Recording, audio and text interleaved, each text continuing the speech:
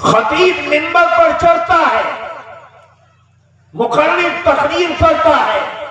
مبلغ تبلیغ کرتا ہے، معلم تعلیم کرتا ہے، اور اس بات کے لیے اپنی ایڑی چوٹی کا زور لگاتا ہے کہ اے لوگوں اپنے ماں باپ کی خدمت کرو، کیونکہ وہ ماں باپ دنیا اور آخرت میں تمہاری مقبولیت کا ذریعہ ہے۔ کاش انسان کو یہ پتہ چل جائے کہ ماں باپ کا حق اولاد کے اوپر بعد میں آتا ہے، پہلے ماں باپ کے اوپر اولاد کا حق آتا ہے۔ اس دنیا کی پرمپرا یہ ہے، قدرت نے ایسا نظام بنایا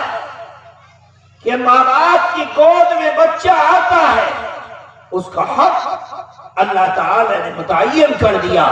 ماں باپ کے جسم سے اس بچے کو جوڑ دیا، اور وہ دنیا میں آیا نہیں، اس کا حق اللہ تعالی نے متعین کر دیا۔ یہاں تک کہ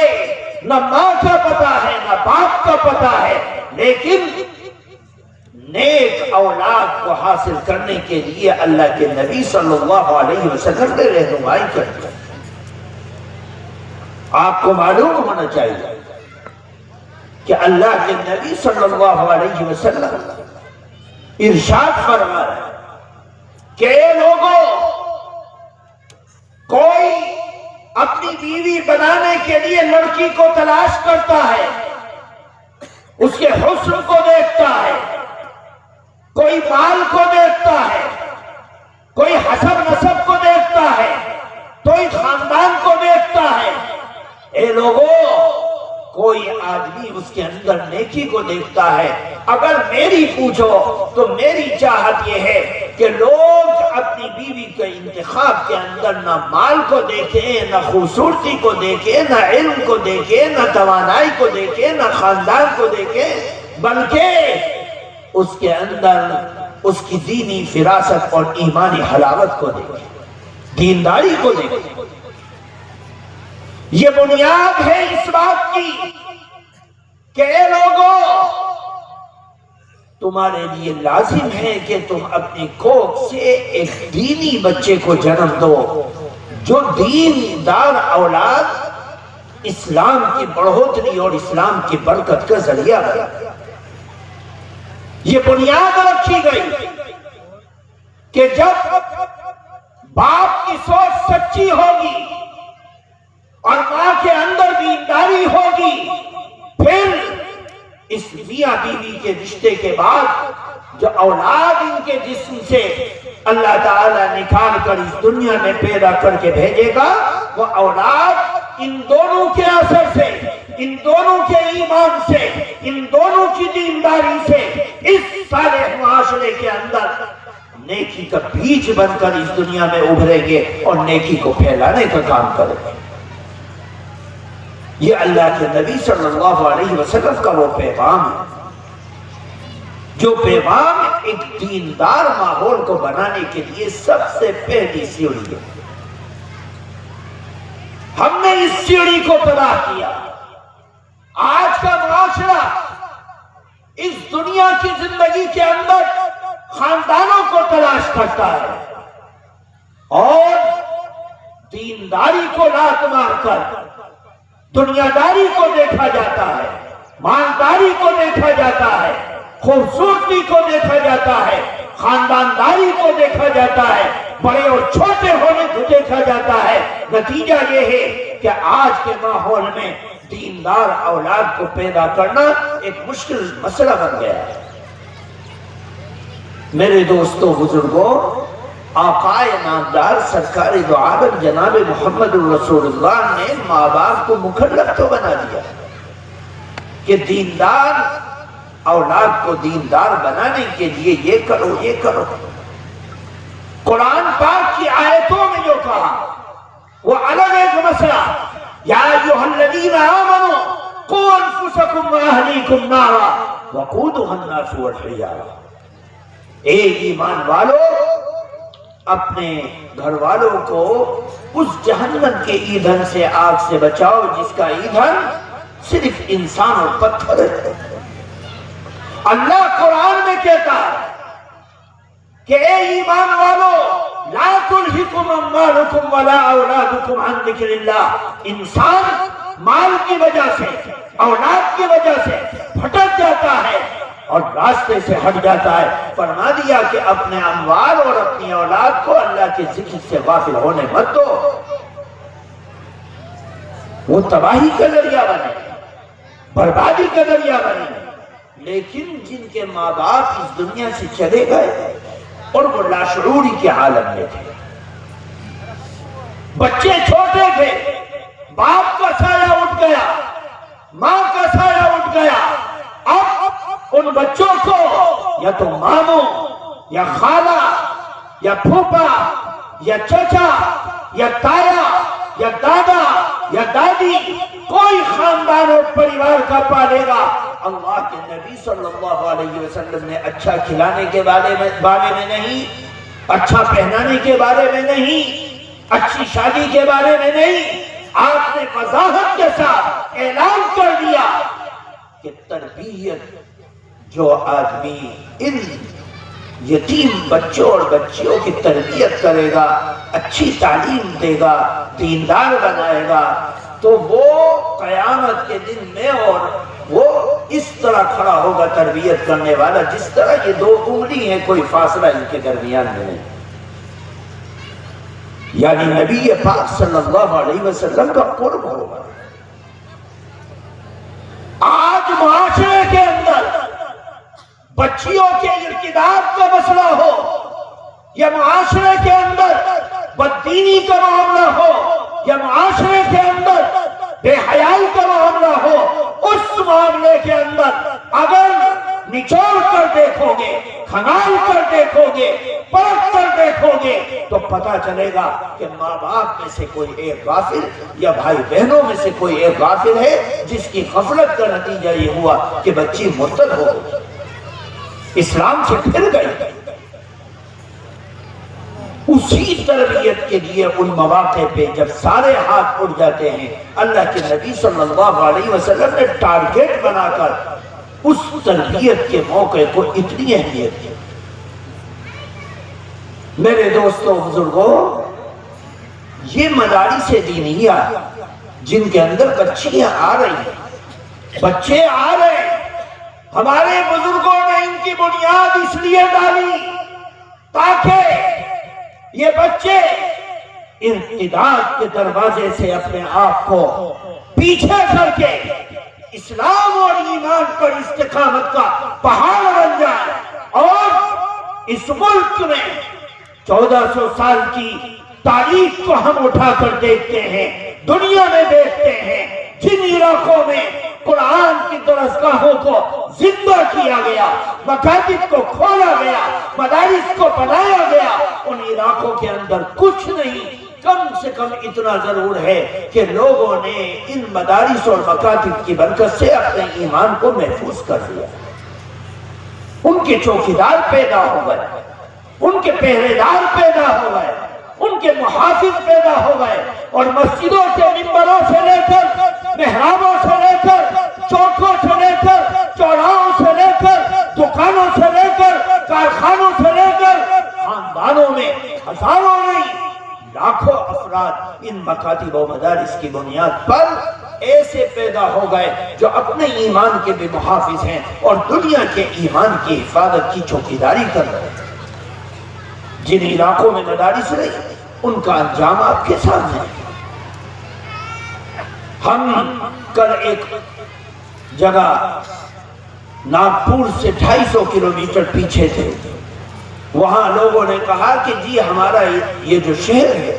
شولاپور، اس شولاپور کے اندر مہاراشٹر میں 3 نمبر پر سب سے زیادہ ارتداد کی لہر اس شہر کے اندر، بچی مرتد ہو گئی۔ ان کے تنظیموں کے ذمہ دار بیٹھے تھے،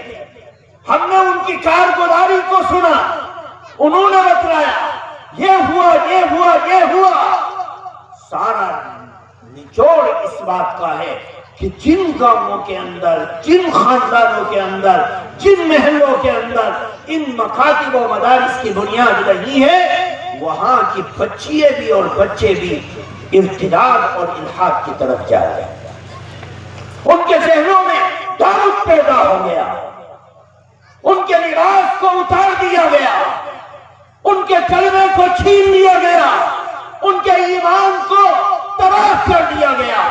اور باپ حاجی ہونے کے باوجود، نمازی ہونے کے باوجود، مبلغ ہونے کے باوجود، معلم ہونے کے باوجود بے یار و مددگار ہے، لاچار اور بے بس ہے۔ کھلی کچہری کے اندر بچی کھڑے ہو کر 18 سال 1 دن کی ہونے کے بعد اعلان کرتی ہے کہ میں اپنے ماں باپ سے چھٹکارا چاہتی ہوں اور سامنے جو نوجوان کھڑا ہے اس کو اپنانا چاہتی ہوں۔ کس وجہ سے؟ ہم نے ان مساجد اور مدارس کی تعلیم کو کمزور سمجھا، اسکول کے دروازوں پر اپنے بچوں کو بھیج کر یہ سمجھا کہ ہم نے اپنے بچوں اور بچیوں کو کتب و ابدالوں کے حوالے کر دیا ہے۔ ہم نے وشواس کیا اس پر، قرآن سے منہ موڑا، اسلام سے منہ موڑا۔ 1447 سال پہلے اللہ کا پیغمبر یہ فرما رہا ہے، اے ماں باپ کان کھول کر سن لو، تمہاری گود میں پڑھنے والا بچہ، اس کی زبان ابھی اٹھ نہیں پا رہی ہے، وہ بول نہیں پا رہا ہے۔ سب سے بہترین جملہ، سب سے بہترین کلمہ جو ایک نئے پیدا ہونے والے بچے کی زبان پر آتا ہے، اللہ کو سب سے زیادہ پسند وہ جملہ ہے کہ جو بچہ پیدا ہونے کے بعد سب سے پہلے اپنی زبان سے لفظ نکالے، اللہ اللہ اللہ۔ ہم نے دیکھا اور دیندار عورتوں کو کہ جو اپنی بچوں کو لوریاں سناتے تھے، ماں اپنی گود میں بٹھا کر اور اپنے پیروں کو اچھال کر اس بچے کو دلاسا دے کر کہتی تھی، حسنت جمیع خصالہ صلو علیہ وآلہ۔ اللہ کا نام لیتی ہے، اللہ اللہ اللہ اللہ۔ جب وہ بچہ اور بچی نومولود نئی پیدا ہونے والی بار بار ایک ہی جملے کو سنتی ہے، ایک ہی کلام کو سنتی ہے، ایک ہی نام کو سنتی ہے، تو اس کے زبان پر سب سے پہلے وہی نام آتا ہے اور وہ اپنی زبان سے اللہ کہتی ہے۔ یہ اللہ اور اس کے رسول کی منشا اور چاہت اور تربیت ہے۔ آج آسان ہو گیا کہ بچہ روتا ہے، بچی روتی ہے، اور یہ نومولود بچہ جو صحیح طرح آنکھیں کھول کر دیکھ نہیں سکتا، بات نہیں کر سکتا، پکڑ نہیں سکتا، بیٹھ نہیں سکتا، کھڑا نہیں ہو سکتا، جب وہ بچہ یا بچی روتی ہے، ماں باپ بڑی آسانی سے اس کے ہاتھوں میں موبائل دیتے ہیں اور وہ اس موبائل میں مست ہو کر نہ ماں کو جانتا ہے، نہ باپ کو جانتا ہے، نہ بھوک کو جانتا ہے، نہ پیاس کو جانتا ہے۔ معاشرے میں تبدیلی آ گئی۔ نبی نے اس نئی نویلی دنیا میں آنکھیں کھولنے والی انسانیت کی انگلی پکڑ کر دینداری کی طرف لے جانے کی کوشش کی، ہم نے دنیا داری کی طرف گھسیٹ دیا۔ میرے دوستوں، بزرگوں، اس لیے ماں باپ پر لازم ہے کہ وہ اپنے بچوں اور بچیوں کی تربیت کے لیے کوشش کرے، محنت کرے اور اس چیز کی طرف لائیں جو ایک سچے پیغام کو سچے نبی نے سچائی کے ساتھ، محبت کے ساتھ، رواداری کے ساتھ، الفت کے ساتھ اس بات کی تعلیم دی۔ ورنہ اللہ کے نبی صلی اللہ علیہ وسلم کے ایک نواسے جو کھڑے نہیں ہو سکتے، اپنے گھٹنوں کے بل چلتے چلتے چلتے چلتے ایک جگہ کھجوروں کا ڈھیر لگا ہوا تھا، کھجوروں کے پاس گئے اور جانے کے بعد ایک کھجور بچے سے اٹھایا، منہ میں رکھا، اللہ کے نبی صلی اللہ علیہ وسلم تڑپ کر کھڑے ہو گئے اور کھڑے ہو کر نواسے کے پاس گئے اور منہ میں انگلی ڈالی اور وہ ثابت کھجور نکالی۔ فرمایا، بیٹا یہ کھجور سیدوں اور بنی ہاشم کے لیے نہیں ہے، یہ تو غریبوں اور صدقہ دینے والوں کے لیے۔ یہ تربیت ہے، منکرات سے بچانے کا کام، گناہ سے بچانے کا کام، بے حیائی سے بچانے کا کام، اور اس تربیت پر اولاد کو لگانے کا کام۔ میرے دوستو، اللہ کے نبی صلی اللہ علیہ وسلم کے دین متین میں اتنی اہمیت کے ساتھ ذکر کیا گیا جس کا تصور ہم علم نہ ہونے کی وجہ سے نہیں کر پاتے. اللہ کے نبی صلی اللہ علیہ وسلم نے اسی تربیت کے طور پر ایک چیز کا سلسلہ جاری کیا کہ یہ تحنیک کا سلسلہ ہے کہ بچے کے پیٹ میں سب سے پہلے جو چیز جائے وہ ایک بابرکت چیز جائے، بابرکت پھل جائے. ورنہ ماں باپ کا حلال کمائی بہت قیمتی چیز ہے، لیکن اس برکت کو اس لیے رکھا کہ یہ بچہ نیک بنے،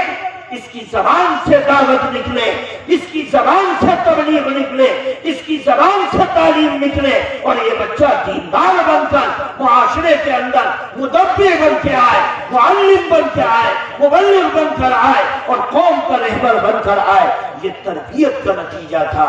جب ماں باپ اولاد سے نربس ہوتے ہیں، نا امید ہوتے ہیں، اور اولاد ایک نہیں مانتی، تو پھر اللہ تعالیٰ نے اسی اولاد کو ماں باپ کا دشمن بھی قرار دیا. ماں باپ کا دشمن کا یا ایھا الذین آمنوا ان من ازواجکم و اولادکم عدوا لکم فاحذروہم. اے ایمان والو، تم نے تربیت نہیں کی، اب یہ تمہاری اولاد نافرمان ہو گئی، بے حیائی میں لگ گئی، دنیا داری میں لگ گئی، نماز خوری میں لگ گئی، فریب میں لگ گئی، دھوکہ دھڑی میں لگ گئی. اب اس کو یہ سمجھ لو انہو لیس من اہلک. نوح علیہ السلام نجات کا ذریعہ بننے والی کشتی پر سوار ہے، اور اس وقت وہ اللہ سے کہہ رہے ہیں وَنَادَى نُوحٌ ابْنَهُ یا بنی ارکب معنا، اے میرے بیٹے، آسمان سے پانی برس رہا ہے اور زمین پانی اگل رہی ہے، اب میری کشتی میں آ جا، تو بچ جائے گا. بچہ ایمان والا نہیں تھا، کافر تھا، لیکن باپ کی محبت اس کو نجات دینا چاہتی تھی. شاید اب ہدایت پالے، لیکن نہیں. بیٹے نے کہا سآوی الی جبل یعصمنی من الماء قال لا عاصم اليوم من امر اللہ الا من رحم. میں تو اس پہاڑ کی پناہ میں اس کی چوٹی پر چڑھ جاؤں گا. اللہ نے نوح علیہ السلام نے کہا اے بیٹا، آج اللہ کا حکم ایسا ہے کہ کسی کو اس پانی کے عذاب سے پناہ نہیں ملے، وہ اس کے اندر عذاب میں مبتلا ہوگا. ہاں، وہ شخص عذاب سے محفوظ ہوگا جس پر اللہ تعالی رحم فرمائے اور وہ اللہ اور اس کے رسول کی اطاعت کرے. بس ایسا ہوا کہ وہ اللہ سے دعا کرنے لگے کہ اللہ تو کر دے. اللہ تعالی نے اعلان کر دیا اے نوح، یہ تمہارا بیٹا تمہارے دین کے اندر مخالفت کرنے والا، انہو لیس من اہلک، یہ تمہارا بیٹا نہیں، تمہارے پریوار سے نہیں. اس لیے اس کے سلسلے میں سوچنا اور اس کے سلسلے میں لالچ رکھنا یہ تمہارے لیے بیکار ہے. انہو عمل غیر صالح، اس کا عمل نیک نہیں، یہ رسول کی رسالت کو نہیں مانتا، نبی کی نبوت کو نہیں مانتا، اللہ کے حکم کو نہیں مانتا. اب یہ باغی ہو گیا، اور باغیوں کا انجام یہ ہے کہ ان کو پانی میں ڈبو کر آج ہلاک کر دیا جائے گا. چنانچہ ان کے سامنے ہلاک کر دیا گیا، اور باپ دیکھتے رہ گئے. میرے دوستو، جو اولاد ماں باپ کی دینداری کے باوجود نہیں مانتی، وہ اولاد ماں باپ کی دشمن ہے کہ ماں باپ اس کو اپنا محبت کرنے والا سمجھے، ماں باپ اس کے ساتھ محبت کا برتاؤ کرے. نہیں، وہ ماں باپ کے لیے دشمن ہے. اللہ کا قرآن کہہ رہا ہے کہ ان سے بچو. اس لیے ان آیتوں میں جو میں نے تلاوت کی اور جو میں نے بیان کیا، اس کا خلاصہ یہ ہے کہ ماں باپ کو چاہیے کہ تربیت کرے، اپنی اولاد کی انگلی پکڑ کر مکاتب میں لائیں، ان کو قرآن سکھلائیں، ان کو دینداری سکھلائیں، ان کو نیکی سکھلائیں، ان کی زندگی کو قرآن سے جوڑے، ایمان اور اسلام سے جوڑے. تاکہ وہ بچے نبی کے شیرائے بنے اور اسلام سے محبت کرنے والے بنے اور وہ غیرت کا سماج کے اندر ایک ذریعہ بنے۔ آج ضرورت ہے اس بات کی کہ ہم اپنے بچوں اور بچیوں کو دینداری کے لیے اس دنیا کی زندگی میں ان مکاتب سے جوڑنے کا کام کرے۔ اللہ کا شکر ہے کہ یہ مدرسہ گاؤں میں کھلا ہے اور اس کے اندر یہ تعلیم کا نظام، تعمیر کا نظام، تربیت کا نظام ہے۔ اللہ تعالیٰ اس تربیتی نظام سے ہم سب کو بھرپور فائدہ حاصل کرنے کی توفیق عطا فرمائے۔ سبحان اللہ و بحمدہ۔